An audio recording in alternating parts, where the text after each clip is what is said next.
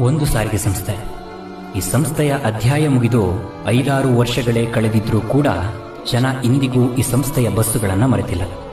ಹೌದು, ಸಹಕಾರ ಸಾರಿಗೆ ಸಂಸ್ಥೆ 1991ರಲ್ಲಿ ಕಾರ್ಮಿಕರೇ ಸೇರಿ ಕಟ್ಟಿದ ಮಲೆನಾಡಿನ ಅತಿದೊಡ್ಡ ಸಾರಿಗೆ ಸಂಸ್ಥೆ ಇದು. ಸಣ್ಣ ಸಣ್ಣ ಹಳ್ಳಿಗಳಿಂದ ದೊಡ್ಡ ದೊಡ್ಡ ನಗರಗಳವರೆಗೆ ಸಂಪರ್ಕವನ್ನು ಕಲ್ಪಿಸಿದ್ವು ಈ ಬಸ್ಸುಗಳು.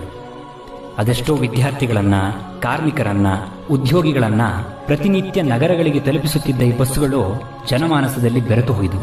25-30 ವರ್ಷಗಳ ಉತ್ತಮ ಗುಣಮಟ್ಟದ ಸುದೀರ್ಘ ಸೇವೆ ಸಲ್ಲಿಸಿದ ನಂತರ 2019ರಲ್ಲಿ ಈ ಸಂಸ್ಥೆ ಹಲವಾರು ಕಾರಣಗಳಿಂದ ದಿಢೀರ್ ನಷ್ಟಕ್ಕೆ ಒಳಗಾಗುತ್ತೆ.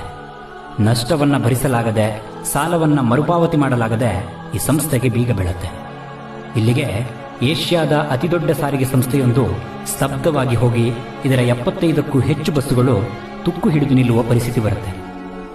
ಎಲ್ಲವೂ ಸರಿ ಹೋಗಿ ಮರಳಿ ಈ ಸಂಸ್ಥೆ ತನ್ನ ಬಸ್ಸುಗಳನ್ನು ರಸ್ತೆಗಿಳಿಸಲಿ ಎನ್ನುವುದು ನನ್ನಂಥ ಹಲವಾರು ಮಲೆನಾಡಿಗರ ಹೆಬ್ಬಯಕೆ.